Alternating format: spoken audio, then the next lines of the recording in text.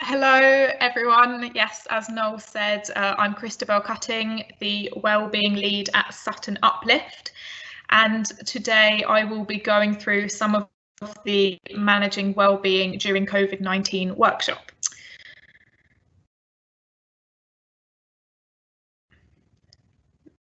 Next slide, please. So, stress is a normal part of life, and stress helps us to stay focused. But actually, lots of stress can negatively impact both our psychological and our physical health. Changes in our lives can cause stress and worry, and during this pandemic, we have all experienced huge changes. So here are some examples of some of the changes that we may have experienced. In addition to these examples here, there are also other ones such as being furloughed or being made redundant, homeschooling children, having a lack of space and feeling confined or claustrophobic and cramped. And these are all changes that we've had to adapt to. Next slide, please. A useful way to think about stress is to use the stress bucket analogy. So as we can see in the picture, the bucket represents our capacity to handle stress, and the water represents the stress in our lives. Over time, stress builds up in our bucket and the stress level, or the water level, rises. If this continues and we do not manage our stress level, this bucket will overflow and this will lead to us snapping. However, if we turn on the tap, the water level will reduce and prevent the bucket from overflowing. So to turn on the tap, we need to implement positive coping strategies in our lives. I'm not talking about the quick fixes such as comfort eating or drinking alcohol, because although these may provide fast relief, the stress still remains and the relief is only temporary. And actually, quick fixes can often make us feel worse in the long run. So we're going to look at some positive coping strategies. Next slide, please.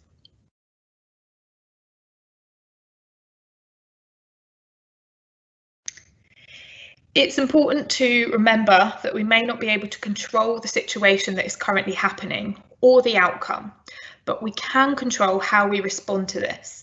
So this principle here underlies the acronym FACE COVID, which we're going to use to give us some positive strategies for managing wellbeing.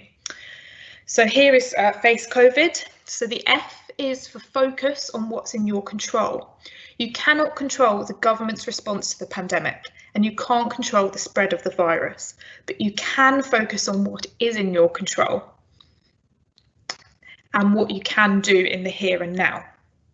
The A is for acknowledging your feelings and thoughts.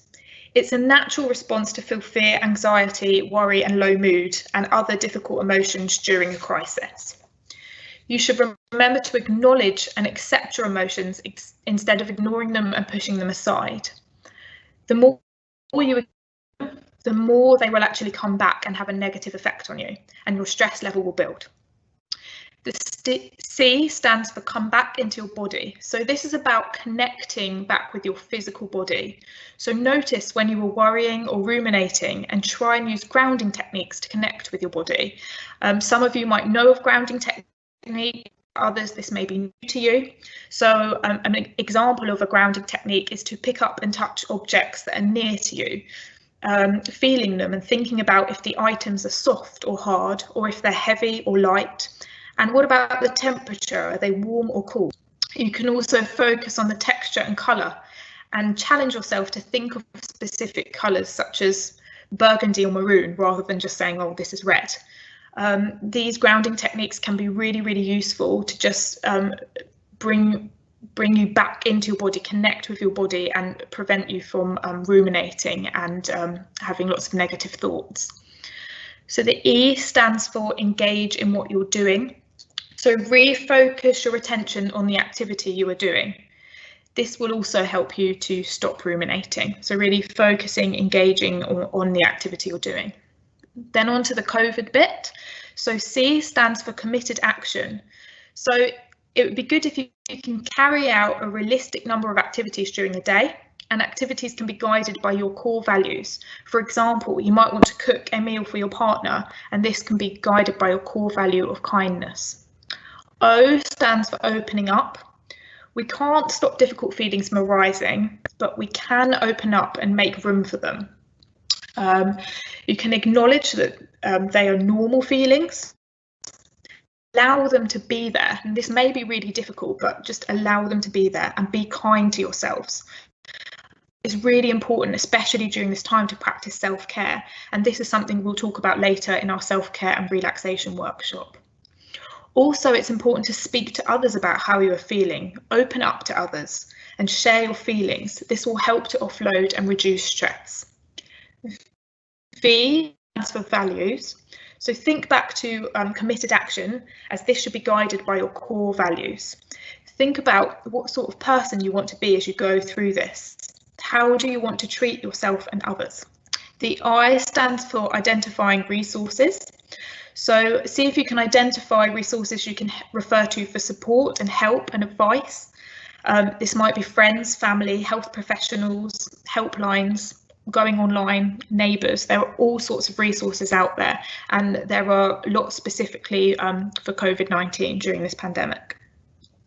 The D is for disinfect and distance. So disinfect hands with regular hand washing, practicing social distancing, and recognise that actually these are really caring actions, not just for yourself, but for other people, and therefore these are aligned with your core values. Next slide, please.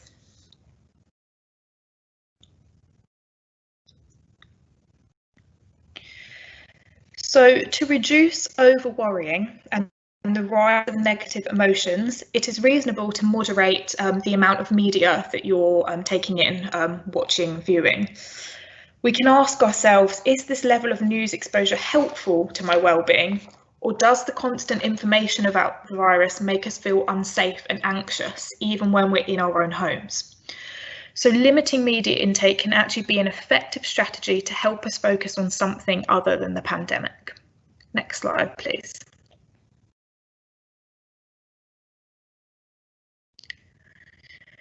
Mindfulness is a powerful practice that can help us observe and acknowledge our thoughts, feelings, and bodily sensations. As mentioned earlier, it's easy to ruminate about the outcome of the current crisis and the impact it may have. This can make us feel stuck in a negative emotional loop. To break this loop, think back to the A for acknowledge in our FACE COVID acronym. So acknowledge your thoughts and feelings and approach them with curiosity. You can identify and label the emotion you're experiencing, accept your emotions, and acknowledge the impermanence of your emotions. Let go of the need to control your emotions. Additionally, you can ask yourself, how and where in my body do I actually experience these feelings and emotions? Because often they can have a real physical impact. Asking ourselves these questions helps us to become aware of how our body may also be responding to the situation. And recognising this mind and body connection can help us to understand more about our feelings and emotions and how they can have a real physical impact on us. And later on, Melanie will be joining us to explain more about mindfulness, and she will guide us through a practice.